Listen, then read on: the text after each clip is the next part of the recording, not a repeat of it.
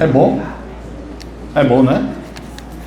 Pois hoje nós vamos falar do maior dos milagres que Deus já fez.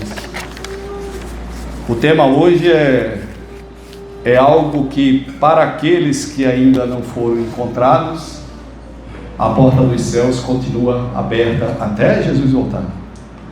Para aqueles que foram já alcançados pela graça de Deus, nós precisamos olhar a nossa vida de uma forma completamente diferente. Nós precisamos olhar a nossa vida sob uma ótica na qual tudo que Deus teria que fazer, ou melhor, tudo que eu esperaria de Deus, Ele já fez. Vamos orar? Senhor nosso Deus, te entregamos as nossas vidas, Pai. Te entregamos essa congregação e esse povo que é Teu, Senhor. E clamamos que o Teu Santo Espírito agora abra completamente o nosso entendimento espiritual, Senhor. Faz a Tua obra em nossas vidas, em nome de Jesus. Amém, Senhor. Amém. Irmãos, essa festa que está lá fora, ela tem nome, não tem? Como é o nome dela? Carnevale. Lembra desse nome? Carnevale. A festa da carne. Festa da carne. Na verdade, essa festa que está lá fora, que é a festa da carne, ela foi uma festa que começou sendo uma festa em homenagem a um deus chamado Deus Dionísio. Ou, mão esquerda minha não é melhor, eu sempre chutava com a direita. E esse Deus Dionísio, ou Deus Bacchus, existia uma festa nos tempos de Jesus que tomava esse Deus Bacchus como a origem da festa, que era o bacanal, que vem de Bacchus. Bacanal, aí de Herodes ou de quem quer que seja, mas era a festa da carne. Hoje, nós não temos lá fora a festa da carne, temos? O carnaval não é a festa da carne, irmão? É o supra-sumo da carne. Tudo que se tem lá fora é o pior dos piores. Vocês já pararam para pensar o seguinte: o ímpio, ele vive profundamente a sua carne. E agora existe uma festa, ou melhor, e essa festa que existe, sempre existiu, chamada carnaval, ela é uma festa na qual o ímpio libera completamente aquilo que é sua carne. Portanto, aquilo ali é o supra-sumo do bacanal. E, enquanto isso, nós não estamos lá, estamos aqui. Por quê? Porque nós encontramos a porta dos céus? Porque aquilo que nós fazemos ou produzimos fez com que Deus olhasse para cada um de nós e dissesse: esse fez algo tão bom que ele não merece estar lá? Nada disso, né, irmãos? Nós só estamos aqui porque Deus nos alcançou, apesar de nós. Apesar daquilo que nós fizemos, Deus nos alcança. E quando Deus nos alcança, Ele faz algo diferente. E é sobre isso que nós vamos falar agora. E nós vamos ler longamente um texto bem grande que está em Romanos 12. Os versículos são 1 e 2. Romanos 12, muito conhecido por sinal. Versículos 1 e 2. Que diz o seguinte, ó. Vamos lá, Romanos 12, versículos 1 e 2.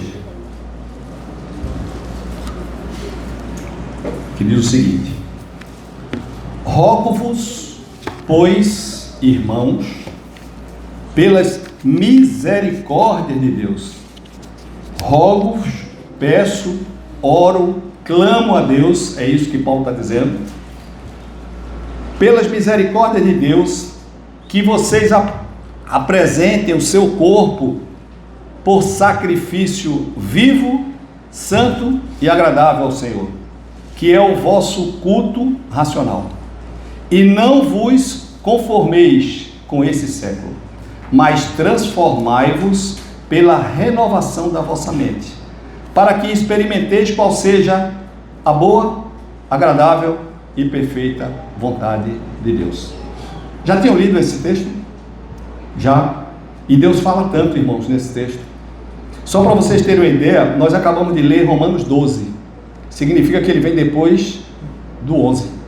Isso é profundo, viu, irmãos? E ele, por vir depois do 11, é porque Romanos de 1 até o 11, Romanos do capítulo 1 todo, até o capítulo 11, ele está falando de tudo que Deus fez nas nossas vidas.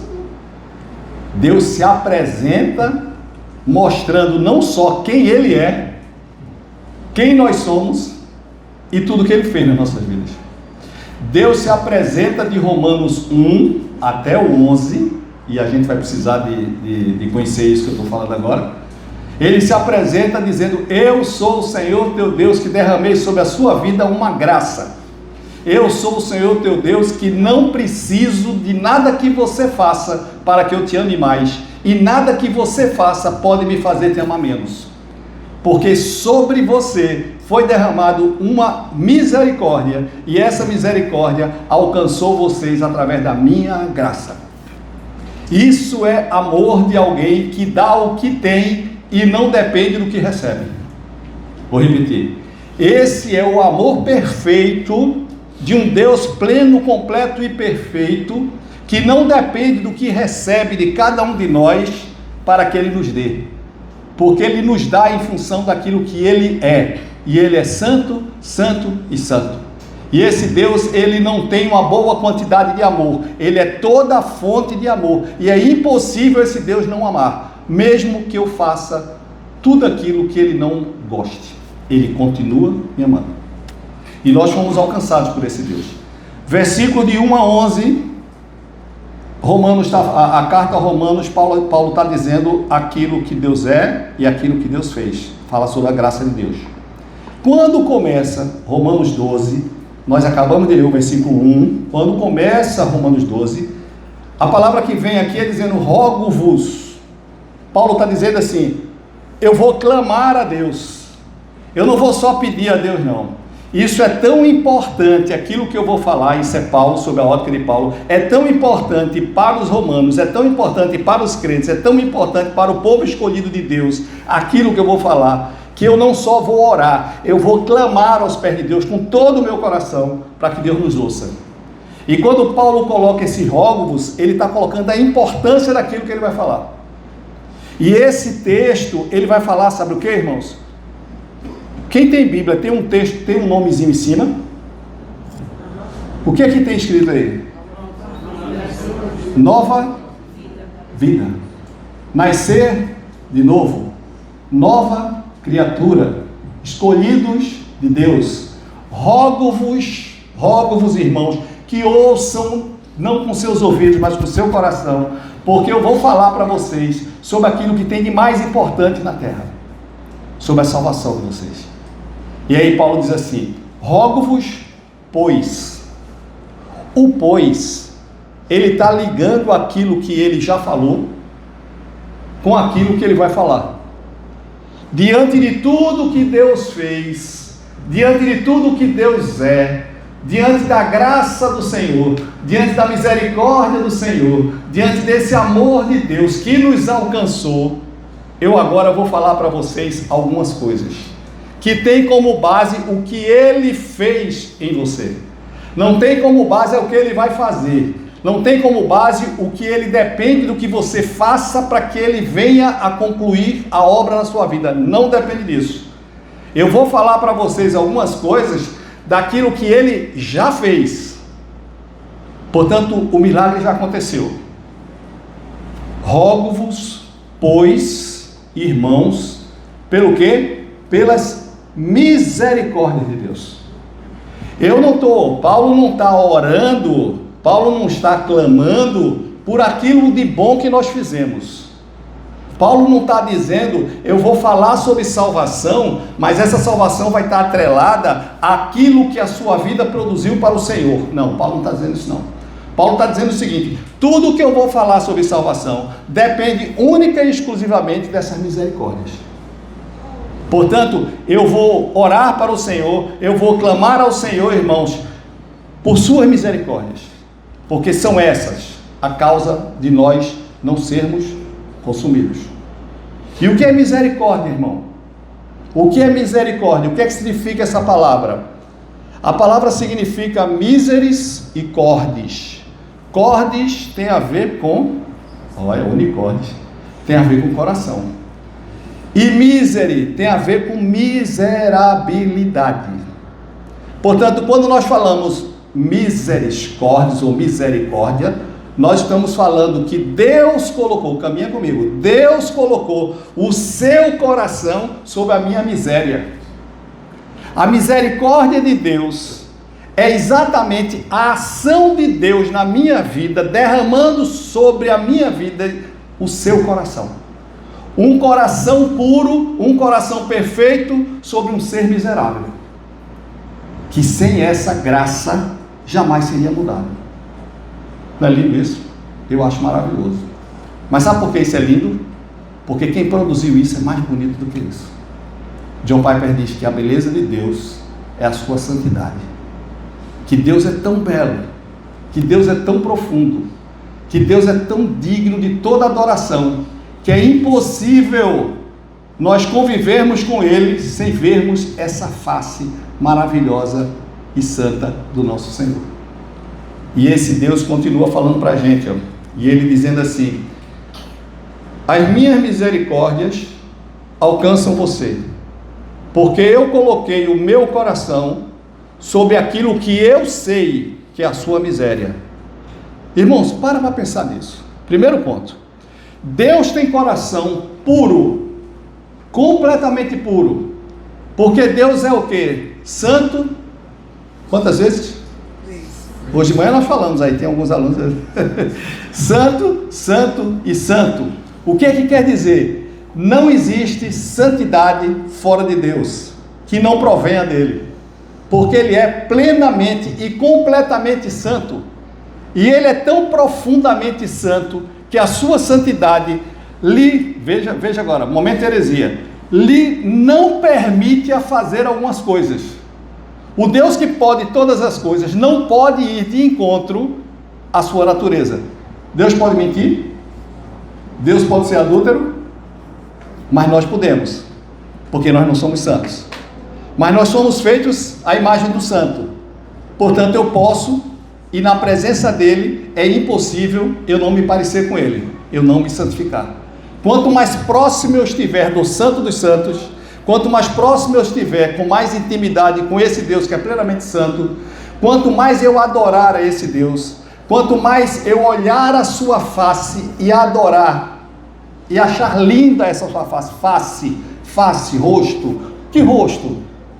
O rosto da pureza de Deus. E o Senhor tem rosto? Tem. Sabe qual é a face de Deus? É a face de uma santidade. Quando a Bíblia nos chama para adorar a Deus, John Piper diz assim: ela me chama para olhar para a face de Deus e ver a beleza da sua santidade, a beleza de um ser que é totalmente diferente de mim, e que esse ser que é completamente diferente de mim, ele só faz o que é certo, ele só faz o que é bom, ele faz com que tudo concorra para o meu bem, por pior que eu seja. Ele não só perdoa porque sabe perdoar, como na sua natureza o perdão é algo que faz parte. Ele ama aquele que é seu inimigo, e ele me chama para copiá-lo. E o que vai acontecer aqui nesses versículos lindos e maravilhosos é que nós vamos ver que nós temos um chamado muito forte, um chamado no qual Deus já me fez desde o dia em que Ele me encontrou, e que eu ainda não respondi sim com a minha vida. Se eu respondi sim com o meu espírito, a minha vida nem sempre respondeu sim. Se eu respondi sim com os meus desejos, se eu te quero, a minha vida nem sempre respondeu com sim. Se eu respondi sim porque eu desejo, eu quero e eu adoro essa presença, nem sempre a minha vida mostra isso. E eu digo a vocês, vou voltar aqui a Romanos 12, até o 11, o Romanos me ensina quem Deus é. A partir do 12, ele agora vai começar a dizer: vida prática, mano. Agora eu vou te ensinar uma vida prática. Se você sabe tudo que Deus é, se você já conhece tudo que Deus fez, se o Espírito que habita em cada um de nós já nos revela quem é esse Deus, viva! É isso que esse Romano vai dizer. O capítulo 12 é a prática daquilo que eu conheci de Deus, na sua revelação.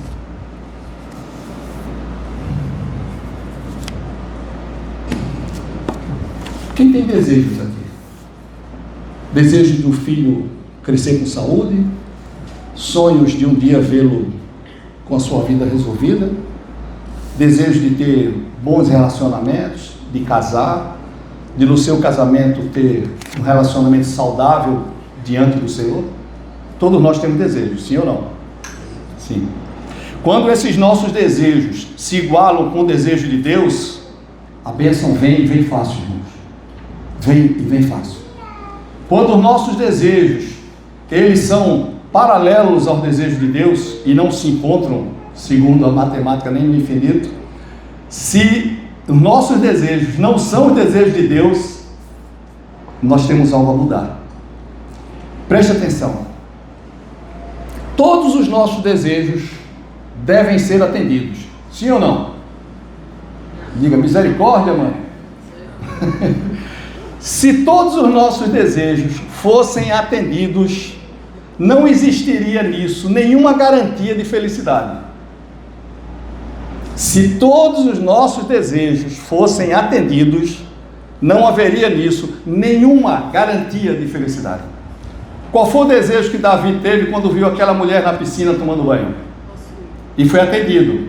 Isso deixou ele completamente feliz. Sim ou não? Nem um pouco. Qual foi Aminon quando olhou para sua irmã e desejou, mas desejou de morte? Ele olhou e disse: eu não consigo viver sem essa mulher. E ele foi daquela forma que todos nós conhecemos e teve aquela mulher. Foi felicíssimo com ela, não foi? Não há garantia. E eu digo mais: quem diz que os nossos desejos, que o desejo do cristão devem ser atendidos, são os falsos deuses e as falsas igrejas, nas quais agora devem estar abertas as portas para que todos os seus desejos sejam atendidos. Porque o Senhor Jesus não nos garantiu atender os nossos desejos, e glória a Deus, porque eu não sei nem desejar, eu não sei nem o que é melhor para os meus filhos, porque eu não conheço o amanhã, e só um que conhece o amanhã, que é Deus. E se eu não conheço o amanhã, e se os meus desejos não são muitas vezes os melhores para mim, eu só tenho uma coisa a fazer: entregar completamente esses meus desejos aos pés do Senhor. Se os meus desejos, Senhor, forem os teus desejos, faz, Senhor. Mas se os meus desejos não forem os teus... Hoje de manhã nós estávamos conversando sobre Jesus no Getsêmani. Como é que Jesus começa no Getsêmani? Pai, faça-se a tua vontade. É assim que ele começa? Afasta. Vamos botar no português nosso, para a gente entender um pouquinho melhor aquela conversa de Jesus com Deus. Jesus chegou para Deus e disse: Pai, eu não quero viver sem a tua presença. Eu não estou preocupado com aqueles pregos. Eu não estou com receio de todas as dores físicas que eu vou passar. Eu sei que o tamanho do prego vai ser dolorido, eu sei que aquela cruz vai ser pesada, mas, Senhor, a única coisa que eu não quero é a tua ira sobre mim. Afasta de mim o cálice da tua ira, afasta de mim a tua ausência. Irmão, deixa eu dizer um negócio para vocês. O pior das nossas vidas não é a presença do Satanás no mundo. O pior das nossas vidas é a presença da ira de Deus, e não a presença do Satanás. Porque o inimigo, ele deve estar passeando, inclusive nas igrejas. Porque alguém já disse assim: quer encontrar o Satanás? Vai na igreja, porque é de lá que ele tenta arrebatar os dele. Porém, maior é aquele que está em nós. Irmãos, o que eu quero dizer para vocês é assim: Deus é grande, Deus nos revelou a sua glória, e essa sua glória que nos foi revelada, ela fez toda a diferença nas nossas vidas. Nós nascemos de novo quando o Senhor decidiu me alcançar, mesmo sabendo quem eu era, mas Ele conhecia profundamente aquilo que Ele iria fazer nas nossas vidas. Quer um grande milagre de Deus? Desista de ser quem você é. Veja bem, todo ser humano, ele tem desejos. Todo ser humano, segundo a psicologia, ele tem vontades próprias. E existe um tripé que o ser humano busca, muitas vezes sem nem saber que vive buscando. A primeira coisa que o ser humano busca é ter significado. Ele necessita, como humano, segundo a psicologia, de ter significado, de ser importante para um grupo, para uma sociedade, para uma empresa, seja lá o que for. Ele necessita de significado. Mas ele só necessita de significado porque ele não sabe quem ele é. Ele só precisa de reconhecimento porque ele não sabe exatamente a sua identidade.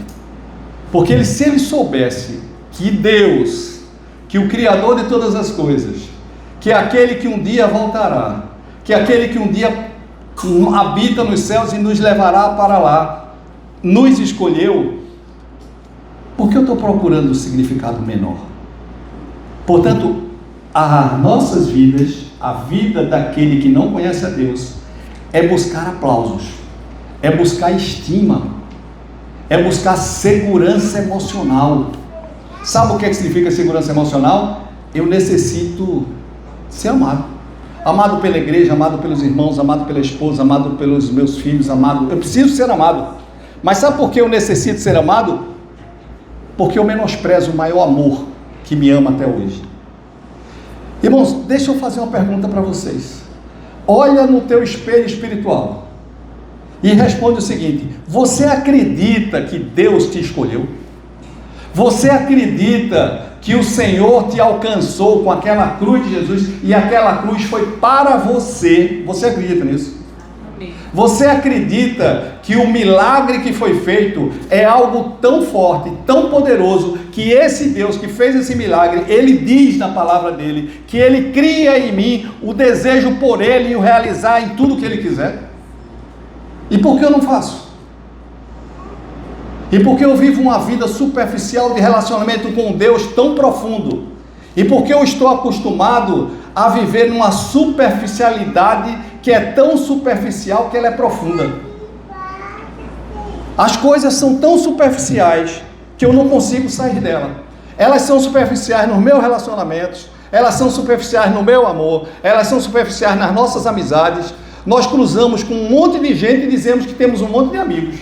Nós vamos na internet e fazemos um monte de seguidores, um monte de amigos e dizemos que nós temos um monte de amigos, porque a superficialidade ela me agrada. E eu pego essa cultura de superficialidade e levo para o relacionamento mais profundo que esse ser teve, que é comigo.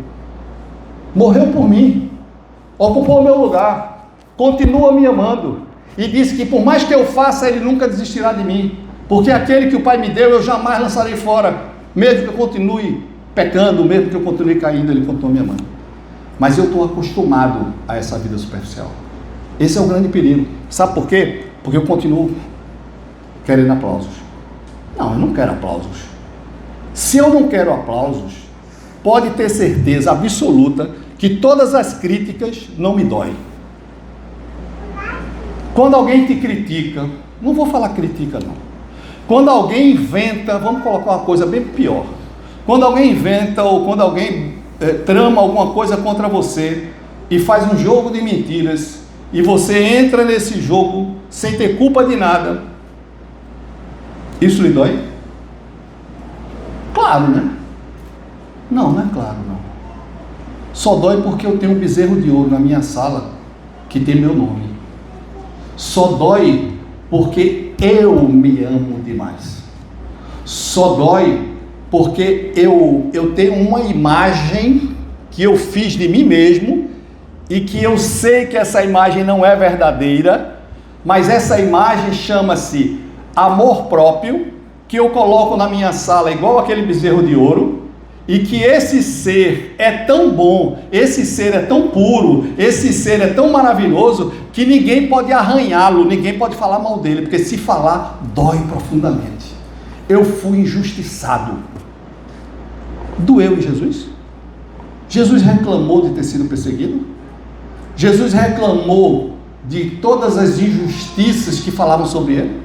Jesus deixou de dormir ou ficou preocupado porque ele agradava parte da sociedade e a grande parte ele não agradava? Sabe, irmãos, Jesus não tinha estima, porque a estima de Jesus estava em Deus. Sabe o que é autoestima ou baixa estima? É uma vida em função dos outros. Se vocês me aplaudem, eu tenho autoestima. Se vocês me vaiam, eu tenho baixa estima. Eu dependo de vocês para viver bem. É isso? Ou eu dependo de Deus para viver bem? O cristão, ele vive para agradar ao Senhor. O cristão, ele se alegra no Senhor. O cristão, ele tem prazer no Senhor e não na vida. Ah, mas essa vida aqui é injusta. Foi com Jesus? Foi. Será com você? Ele já avisou que sim. Porque no mundo terás tranquilidade e paz. Foi isso que ele disse. Irmãos, preste atenção. O que nós devemos é olhar esse versículo. Rogo, tem alguém rogando por mim, tem alguém orando por mim, tem alguém clamando por mim. Esse alguém é o apóstolo Paulo, porque ele chamou de irmãos. Eu sei que Jesus me alcançou. E ele diz assim: eu rogo para Deus que por suas misericórdias que me alcançaram, que eu apresente a minha vida, esquece o corpo, a minha vida por sacrifício vivo diante de Deus. Podem falar o que quiserem, podem dizer o que quiserem, podem maltratar da forma que quiserem, mas eu quero que o nome do Senhor seja glorificado e não o meu. Mas eu vivo assim? Se eu vivo assim, eu sou. Se eu não vivo assim, eu não sou. A Bíblia não me dá uma terceira via, só tem duas vias. A Bíblia é o sim, sim, e o mais ou menos, não é assim que diz lá? E o não, não. Não há uma terceira via. Portanto, Apocalipse 17, ele fala sobre aquilo que está bem pertinho, que é a volta de Jesus. E na volta de Jesus o que vai anteceder, um dos sinais mais fortes, é a apostasia da igreja. A apostasia significa pessoas que saem da igreja, tá? Alguém disse que Paulo Júnior, pastor Paulo Júnior, disse o seguinte: a apostasia, a saída das pessoas da igreja, ela não acontece porque as pessoas saem da igreja. Ela acontece porque a igreja se enche de pessoas que nunca foram dela. Entenderam? Eu vou repetir porque nem eu entendi. A apostasia não significam, segundo a visão de Paulo, do pastor Paulo Júnior, que ela é representada pelo número de pessoas que saem da igreja. Ele fez não. Hoje, na nossa sociedade, ela é representada nesse momento pela quantidade de pessoas que estão na igreja e nunca foram convidadas para a boda do Senhor. O que ele quer dizer com isso? A igreja está cheia de ímpio. A igreja está cheia de joio. Por quê? Porque nunca acordaram para esse chamado. Porque acreditam que são, mas nunca foram. Porque acham que uma superficialidade de relacionamento com o Senhor é suficiente para que o Senhor a ame profundamente. Ele acha que uma vida meramente religiosa é suficiente para que Jesus o alcance. Ele acredita que por tudo aquilo que ele faz e acha muito o que faz, ele passa a ter mérito diante de Deus. Nada disso. Cristo não morreu na cruz para fundar a religião. Cristo morreu na cruz para quê, irmãos? Para nos dar graça, para nos dar vida, para nos fazer nascer de novo, para nos fazer novas criaturas. Ei, Nicodemos, lembra? Nicodemos, João 3. Ei, Nicodemos, chega Nicodemos já tarde da noite para conversar com Jesus, possivelmente porque ele, Nicodemos, era um cara da sociedade e era e Jesus era um pobre coitado, então eu tenho vergonha de conversar com esse Jesus, então eu vou tarde da noite para ninguém ver, e tarde da noite foi lá Nicodemos conversar com Jesus. Quando chega lá para conversar com Jesus, tomando o chá das 5, não tem nada de chá das 5 na Bíblia, mas tudo bem, ele chega para Jesus e faz: o que é que eu faço para ser um dos teus? E o que é que Jesus diz? Jesus faz assim: vai para IPG, que sábio é bom. Vai para IPG, quando você for batizado você vai ser salvo. Não é assim? Irmãos, não é teologia, não é denominação, não é a igreja, é a sua vida com Deus, intimidade com Deus. Importa-vos nascer de novo, importa-vos que aquela vida já tenha passado, importa-vos que agora Deus olha para a minha vida e diz: esse aí não ama mais o pecado por mais que ele caia, esse aí ama a minha cruz, mesmo que ele continue pecando. Importa-vos que eu caminhava nessa direção, e essa direção não me interessa mais, porque agora eu ando na direção que o Senhor me indicou. Convergir é mudar de rumo, é mudar de direção. Portanto, Deus me chama para viver e não entender. Não é apenas entender o que Deus faz, não é apenas entender o que a Bíblia revela, é viver o que Deus disse para que eu vivesse. Mas eu não sei viver, mano. Mas é claro que eu não sei viver. Mas Deus, por saber que eu não sei viver, Ele disse: eu vou mandar alguém para te ajudar. Jesus foi crucificado, e é como se a gente tivesse saído da crucificação. É como que sim, tá? Isso não aconteceu, mas espiritualmente eu tenho certeza que acontece. É como se a gente estivesse saindo da crucificação de Jesus e dizendo: agora eu quero ser igual a Paulo, eu quero que Cristo viva em mim. Eu não quero mais viver, eu já não mais vivo, mas eu quero que Ele viva em mim. Mas eu não sei viver o que Ele viveu. Eu não sei viver. Sabe por que eu não sei viver? Porque Ele é santo demais.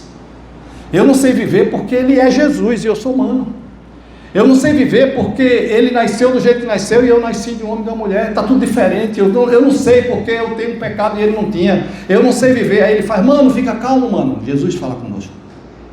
E Ele faz: mano, eu estou te dando esse aí para te acompanhar.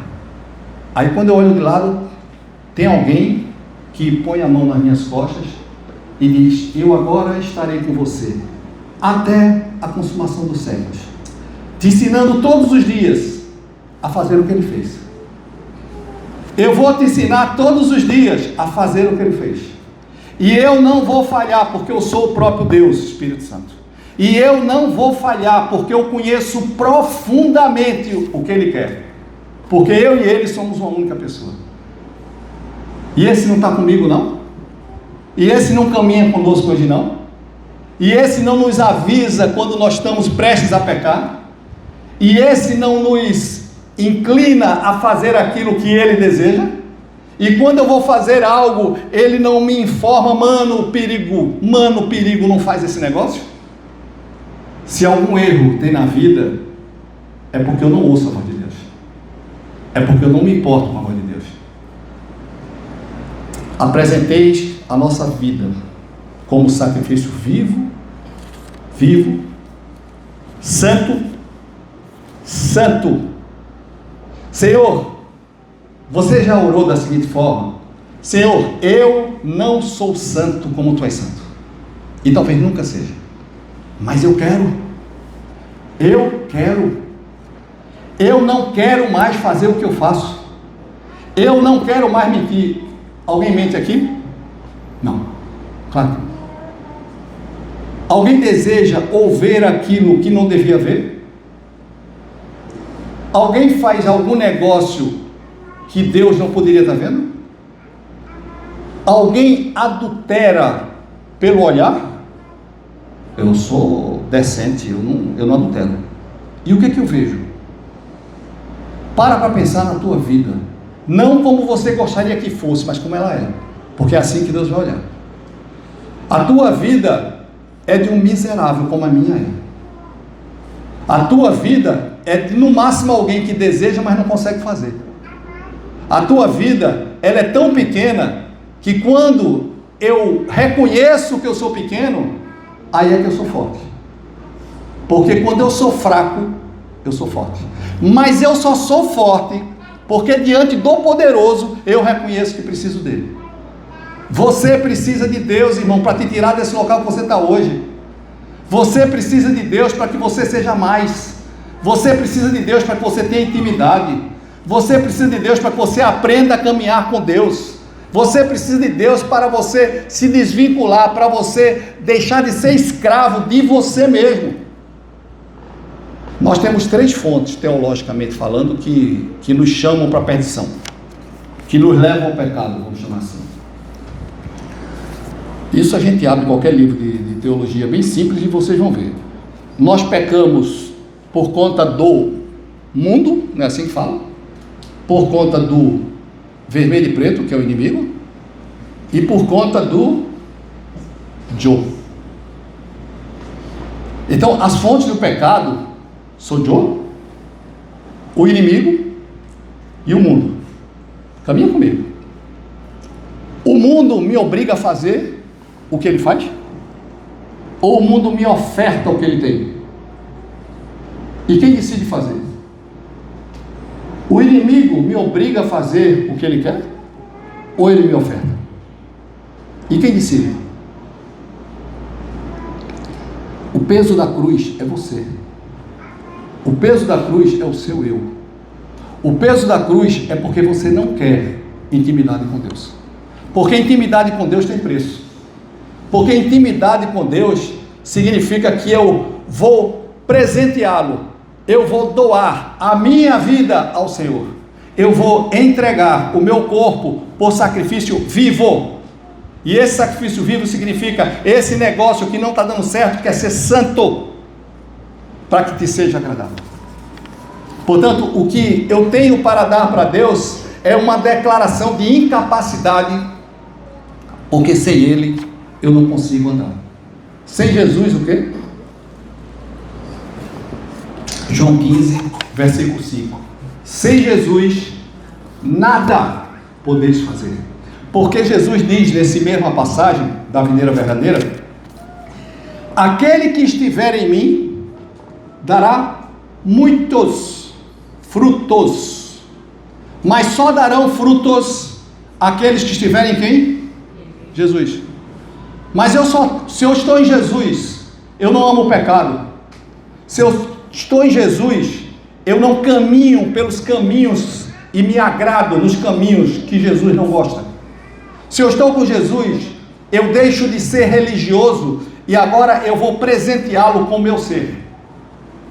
E eu queria desafiar a igreja, não sei se o tempo está bom, está ruim, não sei, eu me perdi aqui no tempo. Mas tá bom, mais 1h30 por aí, né? Então tá bom. Eu queria que a gente parasse para pensar numa coisa, sabe, irmão?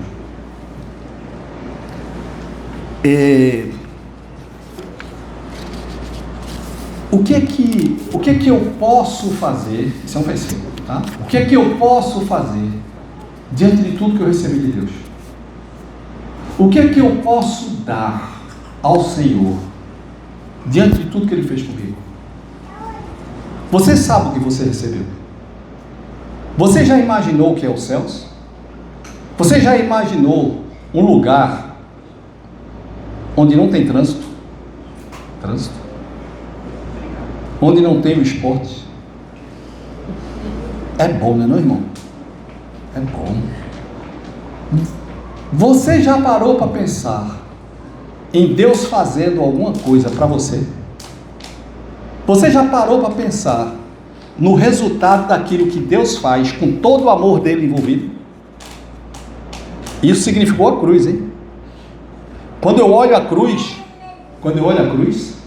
eu vejo assim um profundo amor de Deus por mim. Mas eu também, quando olho a cruz, eu vejo uma profunda ira de Deus que chegou ao ponto de crucificar seu filho por mim. E esse Deus, Ele quer ver algo na nossa vida, porque Ele não me salvou para que eu fosse, Ele me salvou porque desde a eternidade eu já era. Ele não me salvou porque eu fiz algo. Ele me salvou porque Ele é bom, porque Ele ama. E agora Ele olha para mim e diz assim: rogo-vos, pois, peço a Deus que diante de tudo que Ele fez, o que é que você tem para dar para Ele agora? A gente mente na segunda, adultera na terça, grita na quarta, briga no trânsito na quinta, torce pelo esporte na sexta, pega todos os dias. Pega todos os dias. E chega no domingo e vem para cá, com cara de santo, dizendo: Senhor, te entrego a minha vida. Aí o Senhor faz: tá, me dá a tua vida no meu altar aqui. Segunda-feira tu mentisse, na terça tu adulterasse, na quarta, na quinta, na sexta. Aí Deus diz: tu não tem nada para me entregar. Nada. Porque aquilo que eu entrego não são as minhas emoções ou o meu choro. O que eu entrego é aquilo que eu vivo. Aquilo que eu sou é aquilo que eu faço. Aquilo que Deus fez em mim gera algo de diferente, ou não. Qual o desafio que eu quero deixar para a igreja? Muito simples e extremamente desafiador. O desafio é bem simples, irmãos. Durante todos os dias, eu vou falar por quê, porque está escrito aqui, ó: e não vos conformeis com esse século. Prosseguindo aqui, eu vou voltar, tá? E não vos conformeis com esse século. Eu não me conformo com esse negócio que está lá fora. Eu não me conformo com tudo que está acontecendo agora. Eu moro em Olinda. Agora está lá as virgens de Olinda. Está uma bagunça, Olinda. Onde eu moro fica uma bagunça. Eu não me conformo, não é com o carnaval. Eu não me conformo com o modo de vida das pessoas que tem um Deus que ama profundamente. Deus escolheu essas pessoas, Deus trouxe essas pessoas para a sua presença e elas continuam vivendo desleixadamente igual aqueles que estão lá fora. Eu não estou preocupado com o ímpio. Eu estou preocupado com a igreja de ímpio. O problema não são aqueles que não são escolhidos. São aqueles que são escolhidos e continuam vivendo como se não fossem. Porque o problema não é ser ateu. Ateu, ele diz: eu não creio em Deus. Mas tem muita gente que diz: eu creio em Deus, e não sabe o que é crer. Porque crer para ele é uma declaração de que Deus existe. Eu creio que Deus existe. Eu creio que a Bíblia está tudo certinho nela. Isso Satanás crê mais do que eu, irmãos. Quando Deus fala creia tão somente, Deus está dizendo viva tão somente. Viva, mude, transforme pelo meu poder em você. Permita que o Espírito Santo de Deus, que já habita em você, faça toda a diferença naquilo que você faz, e não apenas que fique em desejos. Deus nos chama para sermos transformados.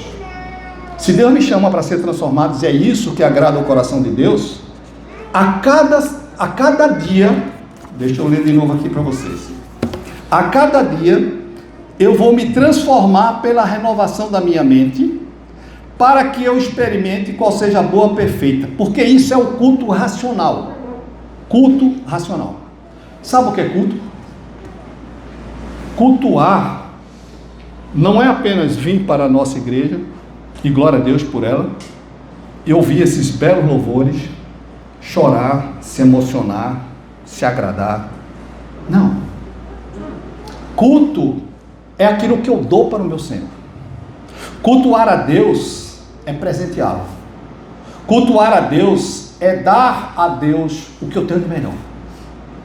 Portanto, o nosso culto, e é esse o nosso desafio, caminha comigo, irmãos.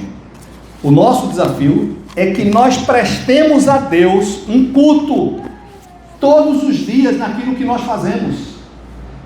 O meu culto para o Senhor ao sair daqui é saber que tudo o que eu faço, eu construo um altar. Em tudo que eu faço, eu construo um altar. Quando eu minto, eu construo um altar para o outro. Quando eu não minto e me alegro no Senhor, eu construo um altar para Deus. Mas em tudo que eu estou fazendo, na minha segunda, no meu trabalho, ou na minha universidade, ou na escola, ou seja, lá onde eu estiver, onde eu pisar, ali eu estou servindo ao Senhor, porque eu não sirvo a Deus porque eu faço parte de ministérios, eu sirvo a Deus porque eu sou um cristão. E todo cristão é servo do Senhor. E onde você pisar, você estará servindo. Agora, a grande pergunta é: o que você faz para Deus?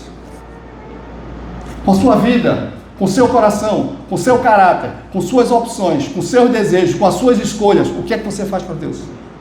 O que é que você faz para Deus naquilo que você fala, naquilo que você se relaciona, naquilo que você crê, naquilo que você combate o que está lá fora? O cristão, ele é chamado pelo Senhor não só para pregar a palavra, mas para contestar a sociedade. Nós somos contramão de Deus. Perdão, nós somos contramão do mundo. O mundo, ele caminha numa direção, nós caminhamos em outra.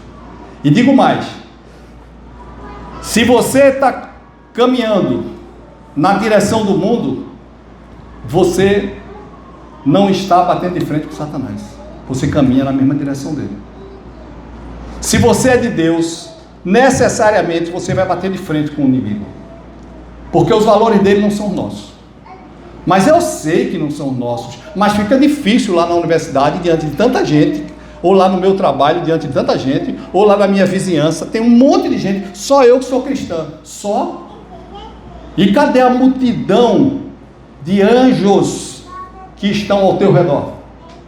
E quantos Paulo precisou na prisão para que ele pudesse pregar a palavra?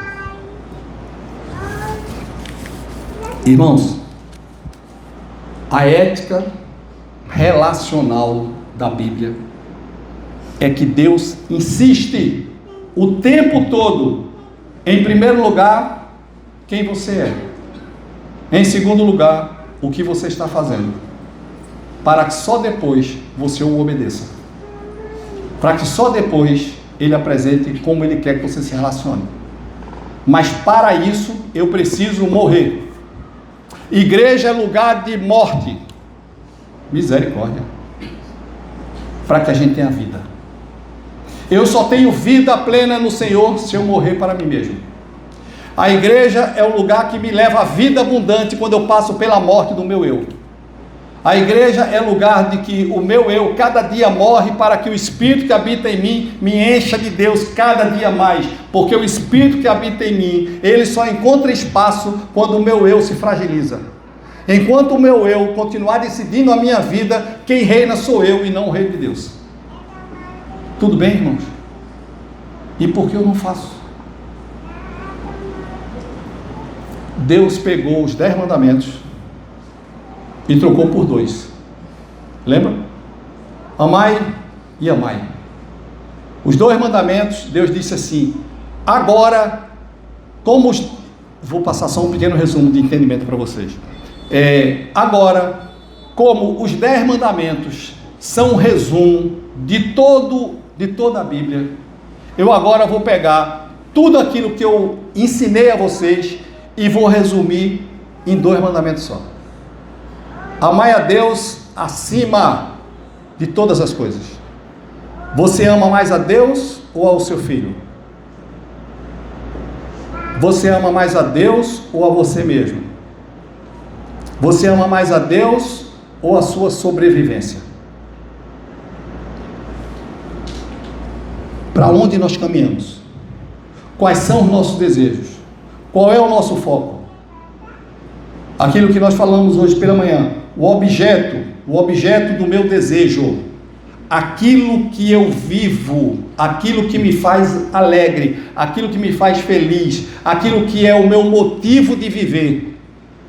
Isso mostra a grandiosidade do meu ser, da minha alma. Se eu vivo para sobreviver, mostra o tamanho da minha alma. Se eu vivo para agradar a Deus, mostra o tamanho da minha alma. Nós vivemos para quê, irmãos? Não já está bom, não. Não já deveria ter um basta em ser tão pequeno diante de um Deus tão grande? Não já deveríamos dar um basta na nossa vida, na qual nós buscamos o tempo todo algo que eu já tenho? Sabe o que foi que o Satanás ofereceu através daquela serpentezinha vermelha, preta e branca que estava lá no Éden? O que foi que ele ofereceu? Ele ofereceu o quê? Ele ofereceu, foi isso mesmo. O Satanás chegou e disse assim: tu vai ser mais do que Deus, tu vai ser igual a Deus, até mais do que Deus. Ele ofereceu o que já se tinha, porque o ser criado por Deus era a imagem dele, era uma imagem sem pecado, era a imagem de Deus. Adão era a imagem de Deus, Eva era a imagem de Deus, eles já tinham Deus, eles já eram parecidos com Deus. O Satanás hoje oferece coisas que você já tem. Você não precisa de sobrevivência, porque o Senhor é o teu mantenedor. Você não precisa buscar prazeres, porque o teu maior prazer está nas mãos de Deus. Você não precisa de nada diferente da graça do Senhor, porque a sua graça é que nos completa e nos é suficiente. Eu já tenho, eu só não vivo, mas já tenho. O grande problema da igreja hoje é viver aquilo que Deus já fez. Acorda, igreja, para que nós possamos nos deleitar no Senhor.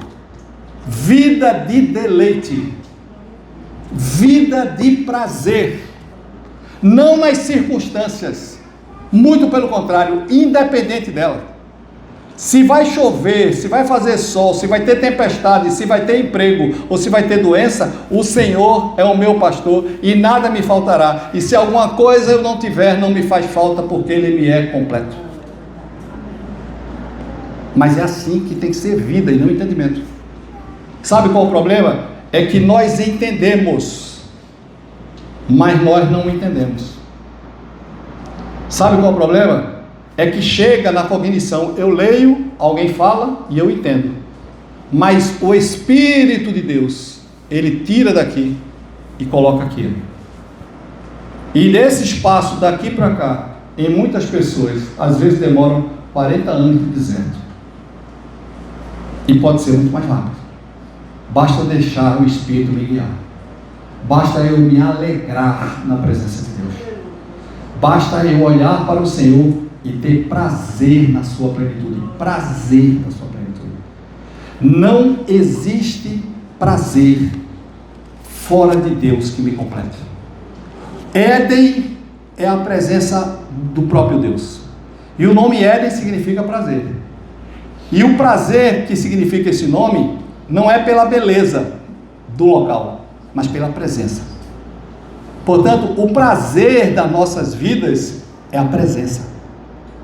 Você só terá prazer completo se tiver a presença. Sem a presença, pode buscar, mas nunca achará. Amém, irmãos? Vamos fazer o nosso acordo? Vamos fazer os nossos desafios? Eu queria fazer 2 desafios para vocês. E esse desafio é de você e Deus. Eu só vou passar o recado. Domingo que vem, eu estarei de volta, se Deus quiser. Estou falando de cada um de nós, tá? Estarei de volta aqui nessa igreja. Eu não, vocês, né? E quando eu voltar nessa igreja, ou quando eu voltar à igreja do Senhor, que será aqui, ou quem for em outro local, não importa, eu vou entregar no altar de Deus tudo que eu fiz, segunda, terça, quarta, quinta, sexta e sábado. Tudo que eu fizer na minha segunda é culto a Deus, terça é culto a Deus. Se você quer cultuar a Deus com mentira, pode vir entregar para o Senhor todas as suas mentiras. Se você quer cultuar a Deus com adultério, fique à vontade e use à vontade. Mas o que você trouxer para Deus no próximo domingo é aquilo que você está cultuando ao Senhor. Vamos fazer esse acordo? Quem topa, fica de pé.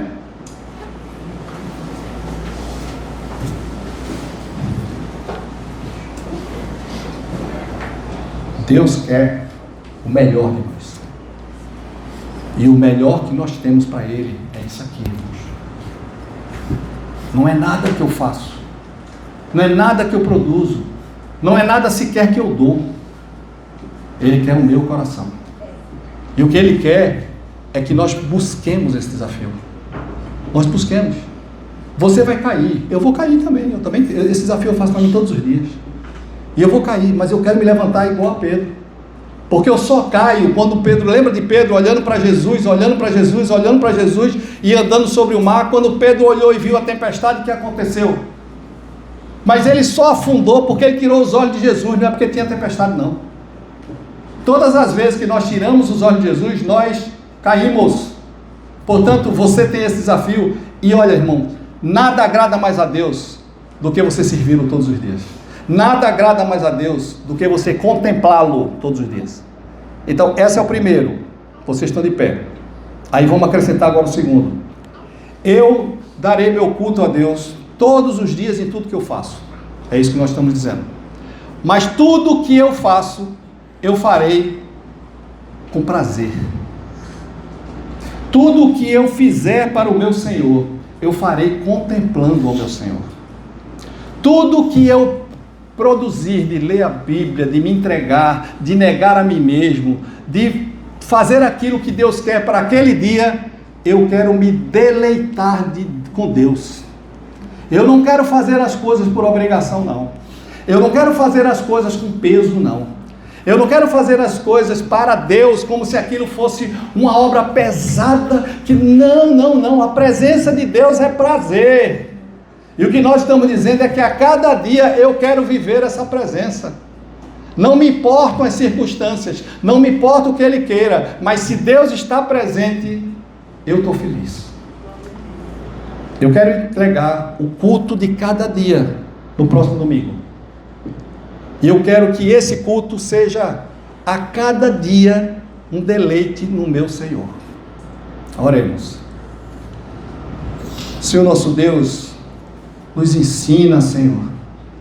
Tem misericórdia, Senhor, da nossa fragilidade, das nossas quedas.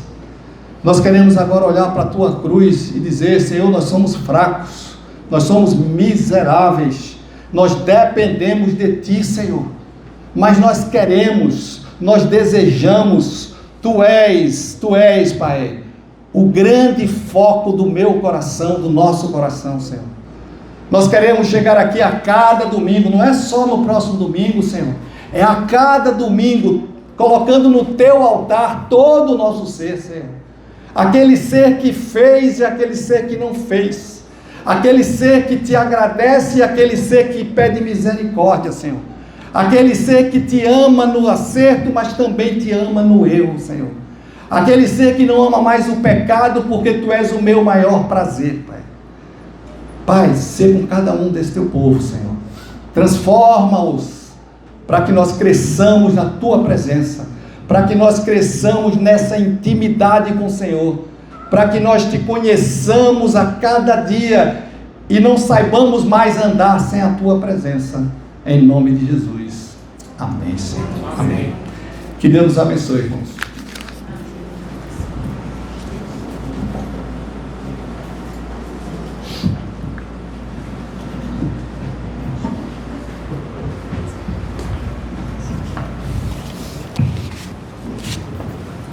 Beijo, meus irmãos. Quero agradecer o presbítero humano por ter compartilhado a palavra que Deus colocou no coração dele, e que a gente viva dessa forma, consagrando a nossa vida a Ele sempre, vivendo com esse prazer de estar na presença dele sempre, de ter esse prazer de estar andando em seus caminhos, de estar no centro da vontade dele. Ó Senhor, nós Te louvamos, Te agradecemos, porque o Senhor é bom, o Senhor falou conosco durante essa noite. O Senhor nos trouxe para perto, nos tirou da lama do pecado que nós nos encontrávamos, ó Pai. O Senhor fez com que a gente fosse resgatado. Nós poderíamos estar em qualquer outro lugar nesse momento, nós poderíamos estar perdidos, nós poderíamos estar sem rumo. Mas o Senhor escolheu, Pai, se relacionar conosco. O Senhor escolheu nos resgatar. Por isso nós somos gratos. Nós somos gratos porque o Senhor fez renovação em nós. O Senhor fez com que a gente nascesse novamente. Para que a gente tivesse agora, Pai, um motivo real, um motivo verdadeiro para que a gente caminhe todos os nossos dias. Que é viver, Pai, viver para Ti. Muito obrigado, Pai. Te louvamos, te agradecemos por tudo. Amém. Vamos louvar?